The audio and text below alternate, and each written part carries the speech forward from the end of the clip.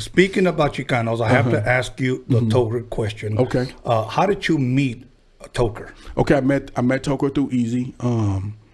I used to see these cats come up to the studio, and at the time, Brownside was already developed. At the time, they were all together, and I said always, you know, when me and E would be like, meet me here, meet me there, and I would always see these Chicano dudes. I'm like, who's these dudes, man? You know, they come with big whips. They look super cool as fuck. You know, I love hustlers.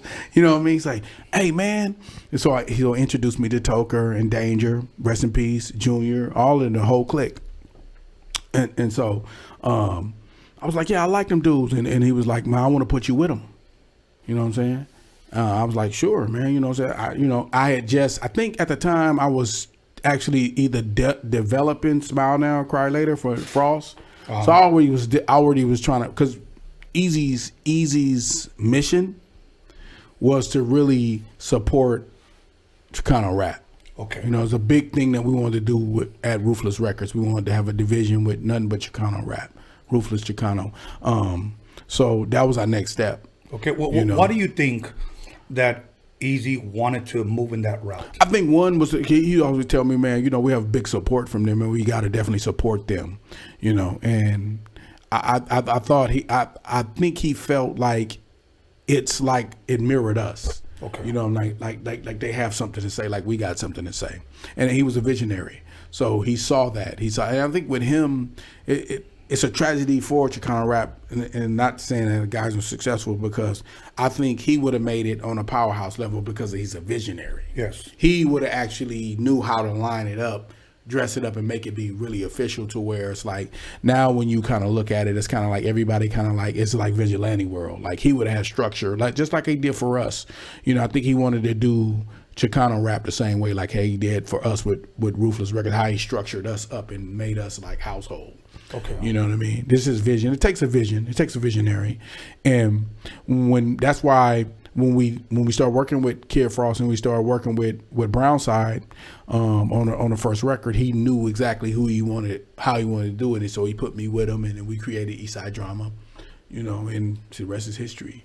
Yeah. You know, and then we formed a great relationship, you know, from it and moving forward. So yeah, that's how we met. We just met just being, you know, and we're kind of on the same, me, Tokra, and Danger was kind of on the same wavelength. We were street kids coming up, you know what I'm saying? And we wanted to do music, you know, from that perspective. We want to talk about what the fuck we want to talk about. Yeah. So it was easy for us when we got in the studio and did Eastside Drama. So yeah, okay. Like how was your relationship with him? Did you guys talk all the time? All the time, yeah, all the time, man. It's my bro, man. Rest in peace. Man, it's my bro, man. I mean, and he was really close with him, and Eric was really tight, and me and Eric was really tight. So we all talked all the time, man, and we kept our relationship going on till the end. You know, yeah. You know, now I'm going to ask you about your relationship with Eric, because when me, High C, Quick, Second Lieutenant AMG, when we started touring and doing a lot of shows, I would always see you with Eric. That's all right. the Yeah. time. Yeah. Now, correct me if I'm wrong. Maybe I might have just saw a white jacket, but did you ever carry like a straight jacket or something, like on stage? I would always see you wearing a white jacket. Nah, and for some reason I go, because I know I saw just like white. Yeah. I saw one picture where Eazy-E was in a straight jacket. Yeah. So I thought maybe he's carrying it. I don't know. Nah, just like white jackets. Yeah. So now let me ask you this: as far as yours and Eazy relation, can you just share a little bit? Cause you know what? Rest in peace, Eazy's no longer here. I have a picture right outside of him. But can you just share? My biggest, like I say, as you know, my biggest inspiration would be like my father. You know what I'm saying? Yes. But beyond that, will probably be my biggest influences. You want a little bit more, man? Yes, sir. You know, but my biggest influence is Eazy-E. Right. The reason why is because what I was able to do with Eazy-E was this: I was able to meet a person that I had big respect for as a business person, and I had bigger respect for as I know him as a person. Yeah. You know, let me explain to you why. Here's the thing about Eazy-E. Eazy-E took me from hustling in the streets to making hit records.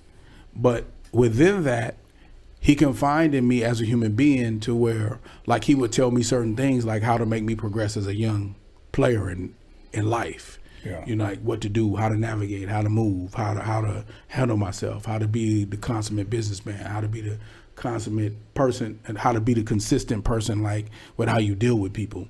You know what I mean? And always give people a shot. You know what I mean? If you have an opportunity, give them an opportunity. You know what I mean? And my relationship with him was really strong because we're very stubborn the same way, and we're gonna say it how it is. Right. You know, so we have a lot in common when it comes to that. But our relationship was really, really cool because one thing I can say about Eric was Eric always championed people that were better than him. He didn't have this, like, people be like, oh, he got ego, he got this. He really didn't have that. Except when it came to chicks, you know what I'm saying? He really didn't have an ego when it came to, like, he never felt it. And the funny thing about him, he never felt that. He always felt like he needed all of us more than we needed him. And really, we needed him because he was the visionary. You know, he took the risk, right. You know, and he would always tell me, like, you know, I'm just a good idea, man. You guys are the talent, man. He always told me that you the talented one. You the one that's gifted, man, not me. Right. You know, without you, I don't have it. You know what I mean? Right. I don't have it. He always was honest with me, man, about everything, man. That's why I love Eazy-E so much, man, because Eazy-E was always honest with me, man. Eazy-E wasn't a person that, you know, Eazy-E wasn't a person that kind of flipped the script. Like, I would say, like, I understood what Dre had to do. Right. You know, but Eazy-E stayed consistent with me, man. When Eazy stepped in, it was like, you know, I can't lose you. I can lose Dre. I can't lose you. You know what I mean? Like, he told me that, like he, you know, because he knew who I was as the individual, as the person, as a human being. Like, okay, this guy's a good dude. This guy's got a good heart. This dude, you know what I mean? He just knew me, and he just, at a young age, man, he took me under his wing, and I learned so much from him, man, that I practice every day. You know what I'm saying? From Eazy-E, man. Like, you know, you guys don't realize, man, my biggest hurdle about Eazy-E is that people don't give him enough credit for being a person who, without him, there's not a lot of this industry that's going on, man. Like, people are like, you know, he the rapper that died from AIDS. No, he's one of the most prolific geniuses in our era. When you talk about the 90s, no one's influenced for East Coast or West Coast more than Eric Wright, man. No one has, man. I don't he's my friend. I don't, you know, you don't see me posting stuff. These are my people, man. I don't do that. I don't, you know, when I don't post pictures when I'm at a Dre house. I don't post pictures. These are my friends. So for me, you know, when it was certain things, I just follow things and look at things. But for him, I don't like how people don't represent Eazy-E like he's supposed to be represented. You know, because he's the reason why we exist. There's no Dr. Dre billionaire. There's no Ice Cube, the movie star / the movie executive, without the play that he made. You know, those guys are brilliant, man. But without Eazy-E's vision, we don't have us, man. We don't have this. Not me, the business. I'm a businessman now. I still make music. I have brands. I have all those. The reason why you see me moving how I move is because of what Eric taught me.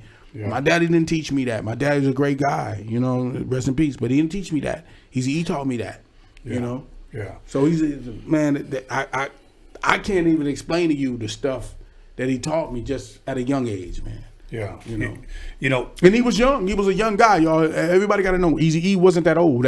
That's his demise. That's how he got in trouble, like he did, because he was so young and naive. Really, he didn't know what he had. Right. He didn't know what to follow. He didn't know whether to follow the homies or follow Jerry Heller. He didn't know. He just knew, okay, he just followed what he thought was politically right. Right. You know, one thing that I've always said this. Mm-hmm. I've always gotten upset because many people, when they mention legends that have passed away, no disrespect to them, they start at Tupac, Biggie, and then up. That's right. And I've always said, wait, well, what the fuck ever happened to Eazy? That's right. Like, and I've always represented that because I had opportunities where I was able to go into the studio, Audio Achievement, and see them record. Yeah. And then what Eazy would come over, rap on my mixtapes. Mm-hmm. Not too many people can say Eazy, you know, Dre, L.A. Dre, rest in peace, you know, will come to my house. Yeah. You know, and I was one of those few, so I'm very thankful for that.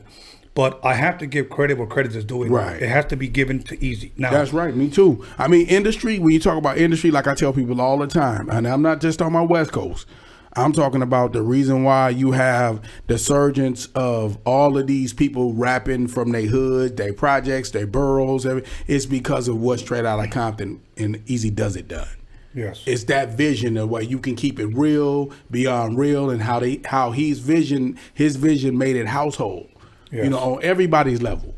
Not just the West Coast, hip hop in general. People brag and boast about hip hop. Hip hop was about to go into a dormant state before Eazy-E and the WA came along. Now that's just facts. Period. Me and you were there. Yeah. Period. It was starting to turn into some real candy, sugar coated, about to flow into some R&B shit. Yes. All the way, not sprinkled around like it is now. But here comes Eazy-E and NWA. That's that man's vision. Awesome. Awesome. A lot of Latinos, and I know I'm speaking for all of them, we all love Eazy, okay? And we actually even see Eazy, and I'm just being real. We almost see him like a saint in a sense. Yeah, in a no sense doubt. He was. Pioneer. He was. Here's what I'll say, Tom. Let's lay it on the table. Okay. Most of these guys who you see from Above the Law all the way up to, say, Bone Thugs and Harmony. If you say, okay, Above the Law, DOC, all of NWA, Mish LA, Cocaine, Bone Thugs and Harmony, all these artists that we're going to say that they're legendary, right? Yes. Okay. Now, if you take Eazy-E out of that, we're just kids that trying to find our way. You know what I mean? And probably never impacting the game. So when you look at what he's done, he's an humanitarian because he took all these street kids and made them into household names. Yes. You see what I'm saying? Yes. That's my thing is when I look at people and because something is more popular and is more politically correct, who did the work? Who took the risk? He did. Yeah. On all of these people. Will I Am, which is the Black Eyed Peas. Yes. All these different people that he was setting forth to actually put his money on the table for, to see them become these major players, which they would have became. And as you see, all of us became that. Yeah. He took that risk, and that's what people don't rule in when it comes to Eazy. I could say Tupac, me and Tupac were good friends. Yeah. I could say that. It's cool. But he didn't impact people directly more than Eazy-E, because you don't have a Dr. Dre, a Ice Cube, the Above the Laws, on up to the 50 Cents, the Eminems, the Kendrick Lamars. That's because of Eazy-E play. Yes. It's not because of Tupac, and Tupac was my very dear friend. I take no cut off him. He's prolific. He's very legendary. He's all those things. Yes. But when you talk about the things, and we talk about the industry moving up to where we're at today, that's because of a play that Eazy-E made. Yes, sir. So dope.